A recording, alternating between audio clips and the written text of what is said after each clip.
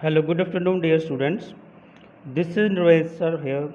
So, dear students, today I am going to teach your fourth poem from Hornbill book, Childhood, which is written by Marcus Nathan.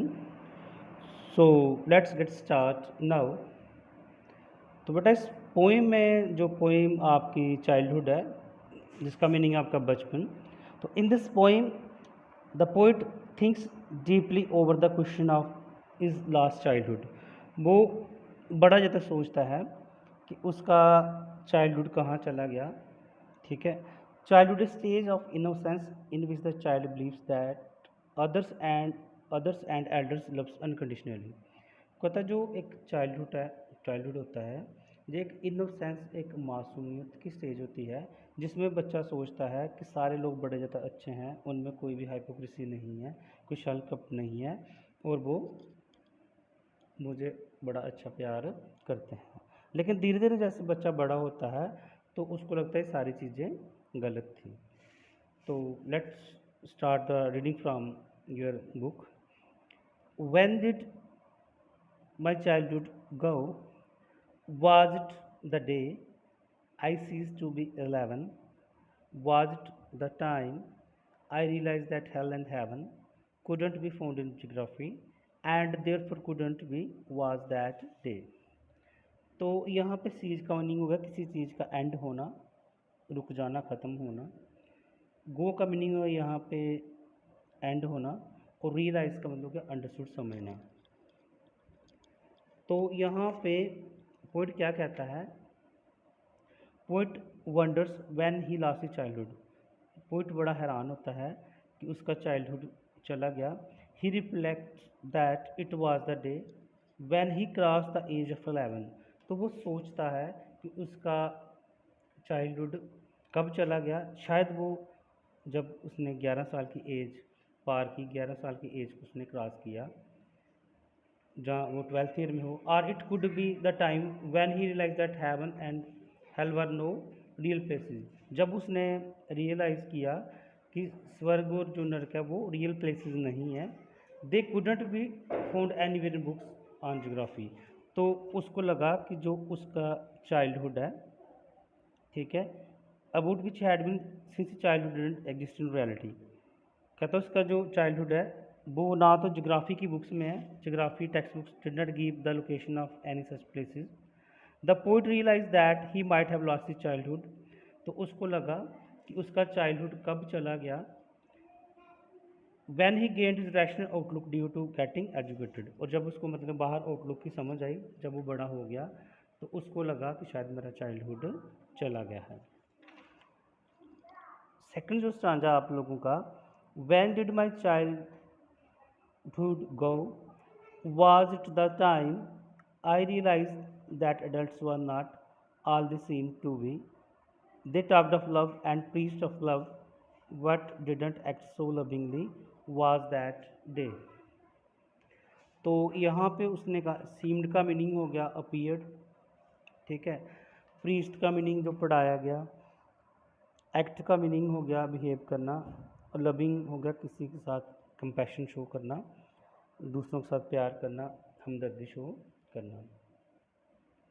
तो फिर यहाँ इस stanza में poet क्या कहता है? In this stanza the poet reflects that may be the loss of childhood occurred when he was able to see through the hypocrisy of adults. तो उसको लगता है कि शायद चाइल्डहुड कब चला गया, जब उसने दूसरों, जो बड़े थे, जो एल्डर थे, जो अडल्ट थे, उनके नेचर में, उनके स्वभाव में, उनके बिहेवियर में उसने हाइपोक्रेसी देखी, छल कपट देखा। तो these people follow double standards actually following and reaching different standards of behaviour.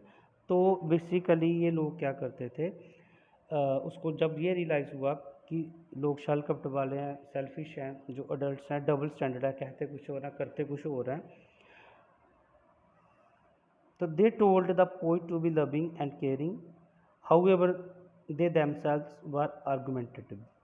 तो उसमें वो पोइट कहते कुछ और थे, लविंग और केयरिंग करते थे, शो करते थे, लेकिन वो आर्गुमेंटिव थे। तो their behaviour was far cry from the love.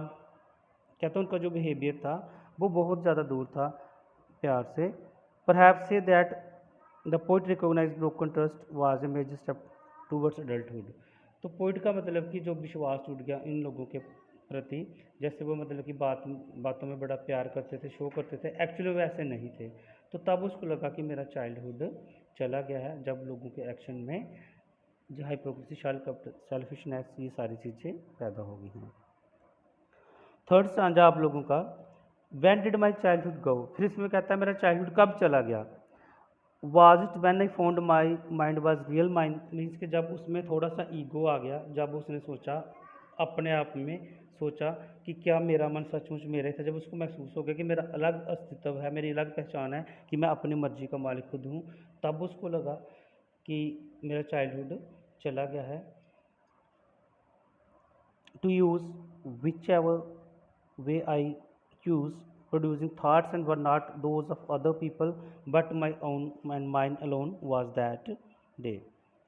तो जब उसको ये लगा कि he realise that his mind was really his own mind, कि उसका अपना मन अपना ही है, वो अपनी मर्जी का मालिक खुद है। In other words he realise that his mind thought differently from others, जब उसको लगा कि मेरी थाट, मेरी सोच दूसरे से अलग है, मैं इंडिपेंडेंट हूँ, ठीक है, तो उसको तब लगा कि मेरा चाइल्डहुड चला गया है। His thoughts were not thoughts of other people, जब उसको लगा कि मेरी सोच लोगों की सोच जैसी नहीं है, उसमें थोड़ा सा ईगो आ गया। They were his own personal thought, sense of ego had developed in him, तो he long no thought himself as one among others, तो ही थाट हिमसेल्फ भी यूनिक पर्सन, जब उसने अब सोचा कि मैं यूनिक पर्सन हूँ, तो तब उसको लगा कि मेरा चाइल्डहुड चला गया है। फोर्थ स्टांजा आपका है, where did my childhood go. कहता है कि इस स्टांजा में पोइट कहता है, क्वेश्चन चेंज करता है, हैरान होता है, कहता है मेरा चाइल्डहुड कहाँ पे चला गया। He reflects that may be childhood gone to unremembered place, तो it been to some forgotten place, वो कहता है कि किसी फॉरगटन प्लेस पे चला गया, मैं किसी जगह पे अपना चाइल्डहुड भूल गया हूँ। That is the hidden in infants face, तो उसको लगता है कि मेरा चाइल्डहुड मतलब कि बच्चे के फेस में है, बच्चा इनोसेंट होता है, छोटा जो बच्चा होता है उसमें इनोसेंस होती है, तो उसको लगता है कि मेरा चाइल्डहुड वहीं पे है। That is all I know, ठीक है। तो in other words small child is full of innocence and there one can find one's own childhood, जहाँ पे मतलब कि जो बच्चा होता है उसमें मासूमियत होती है, और वहीं पर उसको लगता है कि मेरा अपना चाइल्डहुड है। तो बेटा आज हमने रीडिंग इसकी कंप्लीट की है, तो नेक्स्ट लेक्चर में, 2 लेक्चर में आप लोगों को इस पॉइंट के question answer, stanza question answer और समरी वगैरह आपको करवा दूंगा। तो thank you for watching and listening, have a nice day.